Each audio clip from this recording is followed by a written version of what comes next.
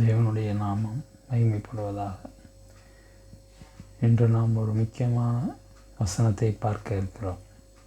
யோவான் 5:24. என் வசனத்தை கேட்டு என்னை அனுப்பினவரை விசுவாசிக்கிறவனுக்கு நித்திய ஜீவன் உண்டு. அவன் ஆக்கினை தீர்ப்புக்குட்படாமல் மரணத்தை விட்டு நீங்கி ஜீவனுக்குட்பட்டிருக்கிறான் என்று மெய்யாகவே மெய்யாகவே உங்களுக்கு சொல்கிறேன். மரித்தோர் தேவகுமாரனுடைய சத்தத்தை கேட்கும் காலம் வரும், அது இப்பொழுதே வந்திருக்கிறது.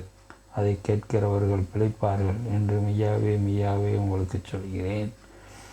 ஏனெனில் பிதாவானவர் தம்மில் தாமே ஜீவனுடையவராய் இருக்கிறது போல குமாரனும் தம்மில் தாமே ஜீவனுடையவராய் இருக்கும்படி அருள் செய்திருக்கிறார். அவர் மனுஷகுமாரனாய் இருக்கிறபடியால் நியாயத்தீர்ப்பு செய்யும்படிக்கு அதிகாரத்தையும் அவருக்கு கொடுத்திருக்கிறார். இதை குறித்து நீங்கள் ஆச்சரியப்பட வேண்டாம். ஏனென்றால் பிறகு குழிகள் உள்ள அனைவரும் அவருடைய சத்தத்தை கேட்கும் காலம் வரும்.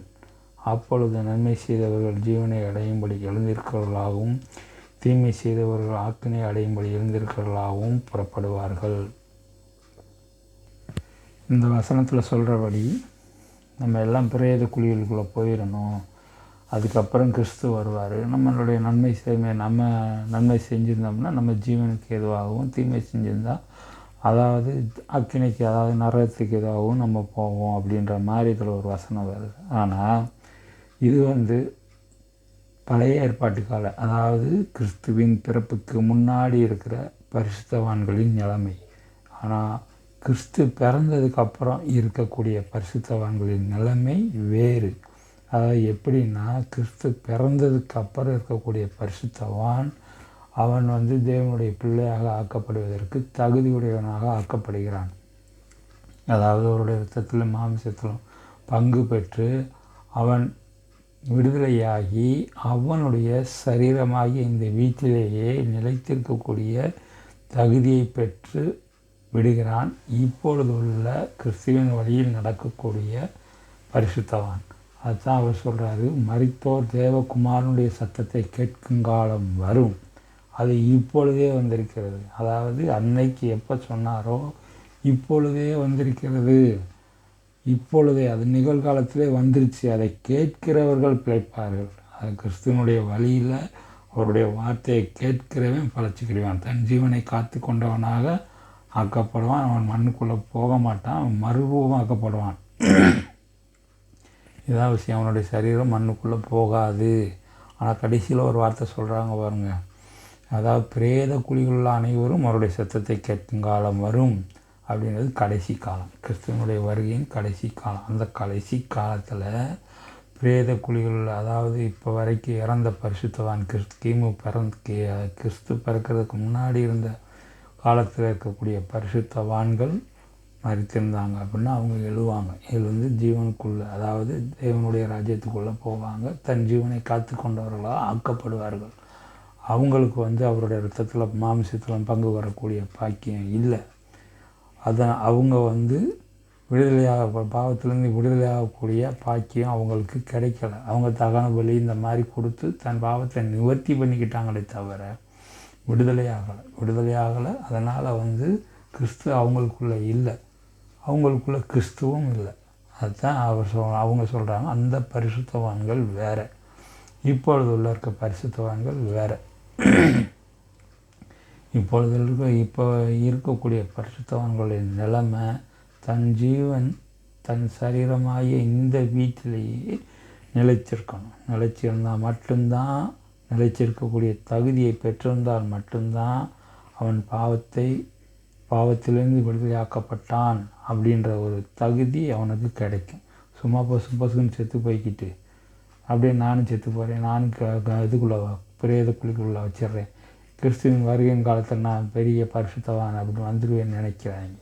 அதாவது அவன் பரிசுத்தவான் அல்ல, அவனுக்கு அந்த தகுதி கிடையாது. அவன் நரகத்துக்கு தான் போவான். இப்போ இருக்கிற ஏன் அப்படின்னு சொன்னால், அவன் அவ்வளோ தகுதி இப்போ கிமு காலத்தில் கிறிஸ்து பிறக்கிறதுக்கு முன்னாடி இல்லை. கிறிஸ்து பிறந்ததுக்கு அப்புறம் அவ்வளோ தகுதி இருக்குது அவனுக்கு.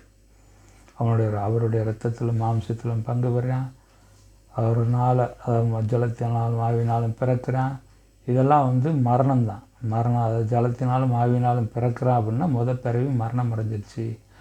அதுக்கப்புறம் அவன் பிறந்துட்டான், புது பிறவியாக பிறந்துட்டான். அவன் எப்படி பிறந்துக்கிறான் அப்படின்னா அவருடைய அதாவது தேவனுடைய பிள்ளையாக ஆக்கப்படுறதுக்கு அவன் சரீரத்தினால், ரத்தத்தினாலும், மாம்ச சித்தத்தினாலாவது, புருஷனுடைய சித்தத்தினாலாவது பிறவாமல் தேவனாலே பிறந்தவர்களாக ஆக்கப்படுறான். தேவனாலே பிறந்தவர்களாக ஆக்கப்படும் போது அவன் வந்து மண்ணினால் படைக்கப்படலைன்ற போது அவன் வந்து மாம்சத்துக்கு உண்டான சாபம் அவனுக்கு கிடையாது. அதனால் அவன் அவனுடைய சரீரமாகி இந்த வீட்டில் நிலச்சி இருக்கலாம். இதுதான் இந்த வசனத்தில் தெளிவாக சொல்லியிருக்கு. அவர் என்ன சொல்கிறாங்கன்னா, ஏனெனில் பிதாவானவர் தம்மில் தாமே ஜீவனுடையதாக இருக்கிறது போல குமாரனும் தம்மில் தாமே ஜீவனுடையதாக இருக்கும்படி அருள் செய்திருக்கிறார். அவர் மனுஷகுமாரனாக இருக்கும்போது நியாயத்தீர்ப்பு செய்யும்படிக்கு அதிகாரத்தையும் அவருக்கு கொடுத்திருக்கிறார். இதில் ஒரு பெரிய விஷயம் என்ன அடங்கியிருக்கு அப்படின்னா, பிதாவானவர் தம்மில் தாமே ஜீவனுடையவராக இருக்கும்படி பிதாவானவர் தம்மில் தாமே ஜீவனுடைய இருக்கிறது போல குமாரனும் அதாவது கிறிஸ்துவும் தம்மில் தாமே ஜீவனுடைய இருக்கும்படி அருள் செய்திருக்கிறார். தம்மில் தாமே அவருடைய ஜீவன் அவரை விட்டு போகாது. அதே தம்மில் தாமே ஜீவனுடைய இருக்கும்படி அருள் செய்திருக்கிறார் அப்படின்ற ஒரு ரகசியம் சொல்கிறாங்க. இது சாதாரண மனுஷன், நாம் மண்ணினால் படைக்கப்பட்ட மனுஷன், அவருடைய இரத்தத்திலே ஒரு மாம்சத்திலையும் பங்கு பெற்று ஏன்னா அவருக்குள்ள நமக்குள்ள அவங்களும் இருந்தாங்க அப்படின்னா நம்மளும் தம்மில் தாமே ஜீவனுடையவர்களாக ஆக்கப்படுகிறோம், மாற்றப்படுகிறோம். அதுதான் அவர் சொல்கிறார், அடிமை இல்லாதவன் அவன் வீட்டில் அவன் நிலச்சி இரு, உன் சரீரத்தில் நிலச்சி இருக்கணும் கிறிஸ்துவின் வருகையின் மட்டும். இதுதான் இந்த வசனத்தில் குறிப்பிட்ட, அதாவது மறைமுகமாக சொல்லப்பட்ட வார்த்தைகள்.